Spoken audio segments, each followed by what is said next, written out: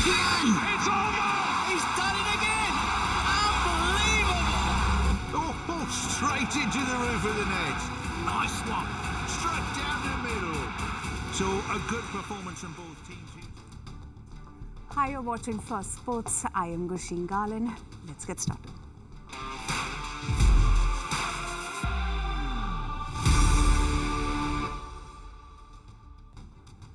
On the show today, Pakistan's Asia Cup boycott drama reached a new low ahead of their match against the UAE.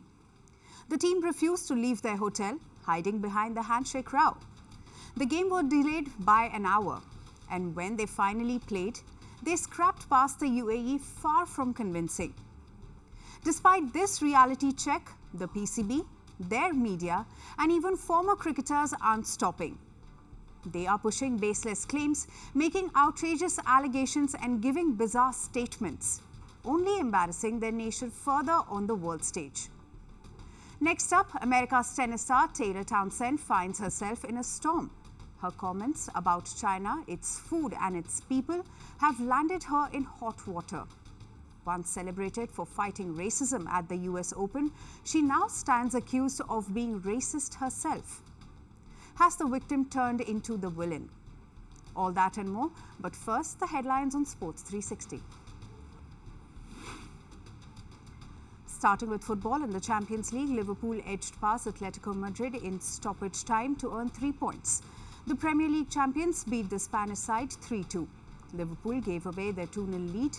Marcus Llorente scored the brace to bring Madrid back into the game. It took Virgil van Dijk's injury time goal for Liverpool to secure their win. Meanwhile, in the Major League Soccer, football ace Lionel Messi is reportedly signing a contract extension with Inter Miami. Messi's contract is set to expire at the end of this season. The Argentine captain is likely to sign a multi-year contract extension with Miami. Reports also say this is likely to be Messi's last spell at club level. On to cricket, Australia's women's side suffered their heaviest ODI defeat before World Cup. India beat the Aussies by a record margin of 102 runs in the second ODI game. Put into bat first, Smriti Mandhana's 117 powered India to 292. In reply, Kranti Gaur picked 3 wickets as Australia were bowled out for 292. The 3-match series is now level at 1-all. The series final will take place on the 20th of September. And summing it up with badminton, India's PV Sindhu stormed into the quarterfinals of China Masters. The 2-time Olympic medalist beat Porpaway Chochu Wong 21-15, 21-15. The match lasted 40 minutes. This was Sindhu's 7th win in 12 matches against her opponent.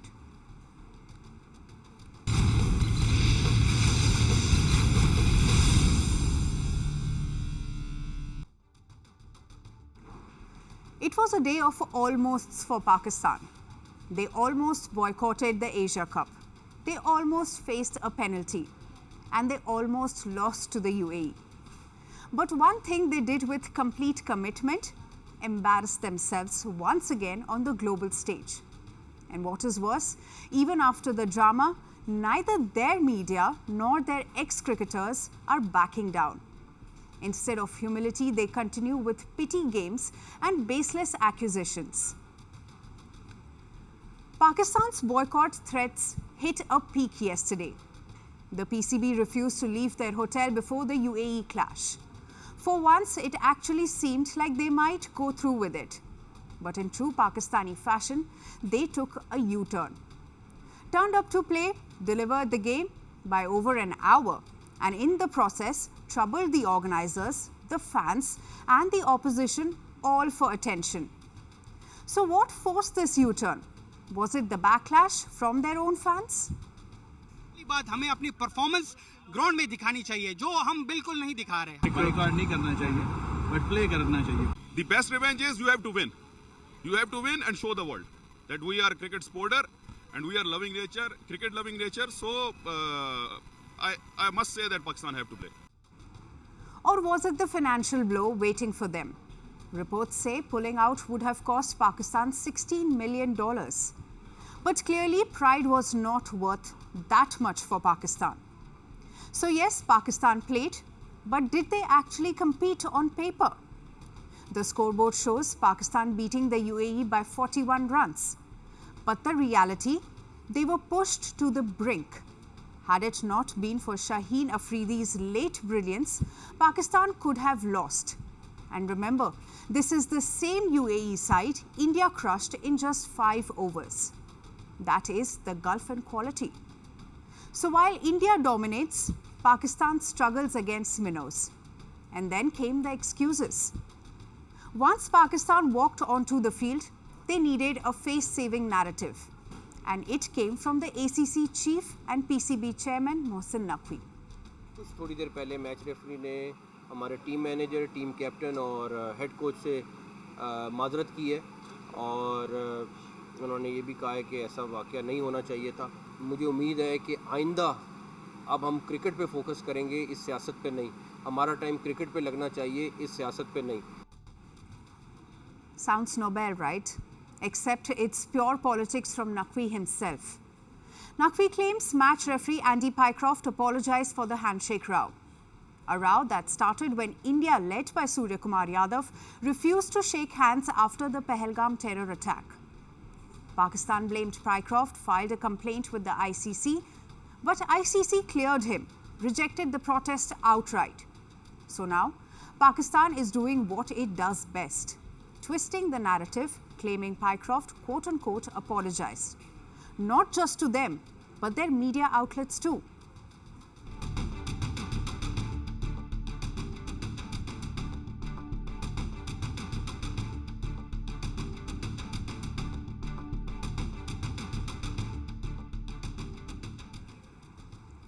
But what is Pakistan basing this on? A muted video with some text written on it? But the truth is, he didn't apologize for the handshake snub.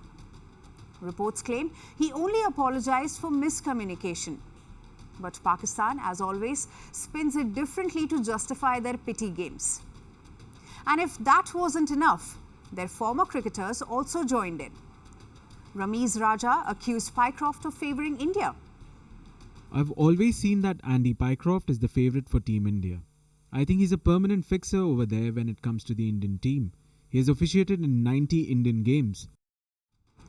Strong words, right? But once again, zero research. So let us do the fact-checking for him. He has officiated in 535 matches in total. Out of those, 124 involved India, 107 for England and 102 with Pakistan. The remaining 202 matches were spread across other international teams. And what do the numbers show? Pretty even across the board. Pycroft is a senior ICC official. Naturally, he has officiated games involving all major teams. Accusing him of bias isn't just lazy, it is desperate. So here's where we are. Pakistan threatened boycott, but eventually turned up. They struggled against the UAE. This same UAE India demolished in minutes. Their board is twisting apologies, their ex-players are spewing baseless accusations, and their media is selling conspiracy theories. So at the end of the day, this isn't about handshakes or referees. It's about Pakistan's cricketing decline, what everyone is failing to address. A team once feared on the world stage is now reduced to excuses, pity plays, and cheap politics. Had they focused more on the tournament, they would have had results favouring them. But who is going to tell this to Pakistan? That you win tournaments by winning matches and not by winning arguments. Because clearly they are losing them too. Despite their desperate attempts, the Asia Cup was meant to showcase cricket. But thanks to Pakistan, it's starting to look more like a circus.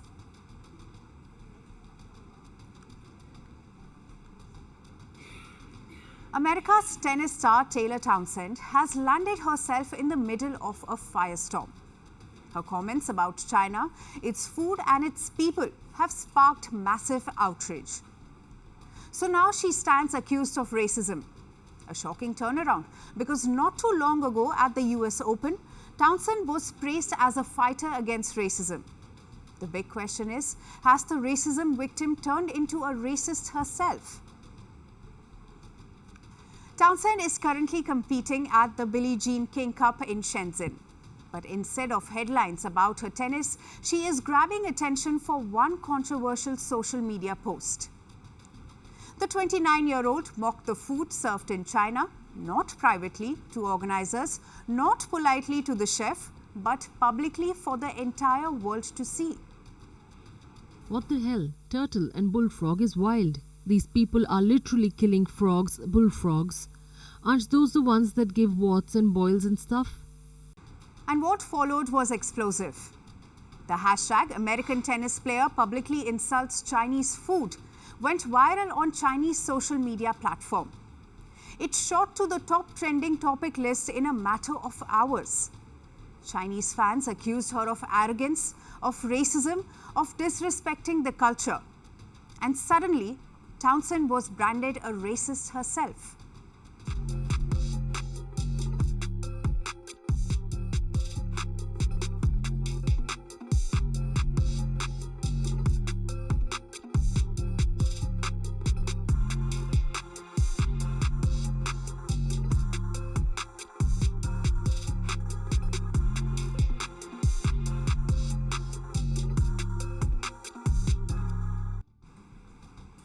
The backlash, in fact, grew so loud that Townsend had no choice but to apologize.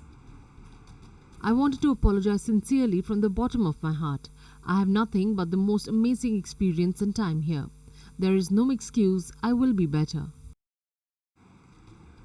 Now here's why this incident blew up in such a massive way. Because not too long ago, Taylor Townsend herself was a victim of racism. During the second round of the US Open against Yelena Ostapenko, tempers flared, words were exchanged, and Ostapenko was caught saying Townsend had no class and no education.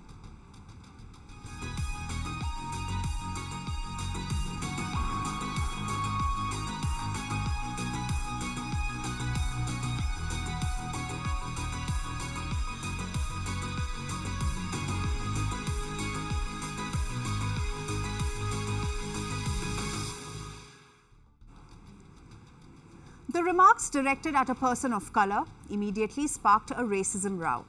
And back then, Townsend was hailed for how she handled the situation.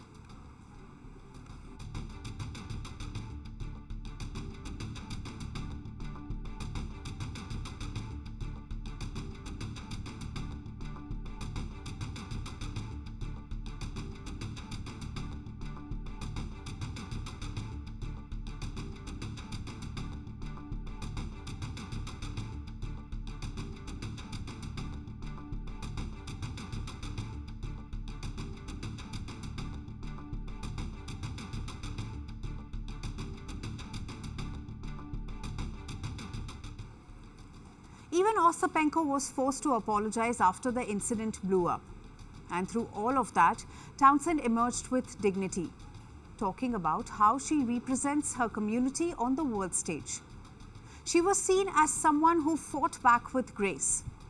But now, just weeks later, the tables have turned. The same player who once demanded respect for herself failed to extend it to others. By referring to Chinese citizens as these people and mocking their food, she crossed a line that top-level athletes are expected never to cross. Because here's the reality. She wasn't just speaking as Taylor Townsend, the individual. She was speaking as Taylor Townsend, an American tennis player in China. Every word she posted was not just hers. It became a representation of her country, her sport, and her profession. And this is where athletes sometimes forget their influence. Townsend could have easily asked the organizers for an alternative meal. She could have avoided dishes she didn't like. But the moment she uploaded that mocking video, the story shifted. It was no longer about personal taste. It became about an American athlete insulting Chinese culture. And that is how scandals are born. That is how cultural divides deepen. So where does this leave Taylor Townsend? She apologized, yes. But apologies do not erase the damage. For someone who once stood tall against racism, she has now been caught on the other side of it. Taylor Townsend's case is a reminder, racism isn't just about skin color. It's about stereotypes, it's about othering, it's about mocking cultures you don't understand. Townsend once asked the tennis world to show her respect. Now the world is asking her the same question. Will she learn to give respect the same way she once demanded it? It is about character. And right now, Taylor Townsend has a lot of work to do. Not on the court, but off it. And finally, it's time for last serve. The Laver Cup is all set to get underway this weekend. But the real buzz isn't about the tennis yet, or even the star-studded lineup. It's about a legend spending some quality time with the next generation. Roger Federer and Carlos Alcaraz shared what can only be described as a dad and son moment on the golf course. Federer, all relaxed, smiling and showing his tricks. Alcaraz soaking in every second with his idol. And to top it off, Federer even slipped in some packing advice for the US Open champion. Take a look.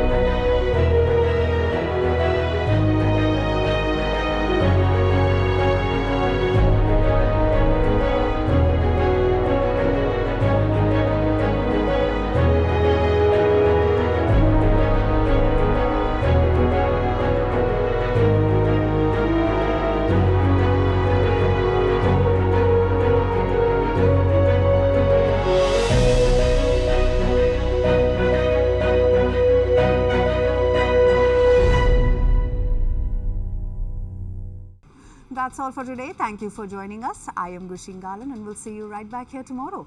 Until then, stay informed and stay tuned to Firstpost.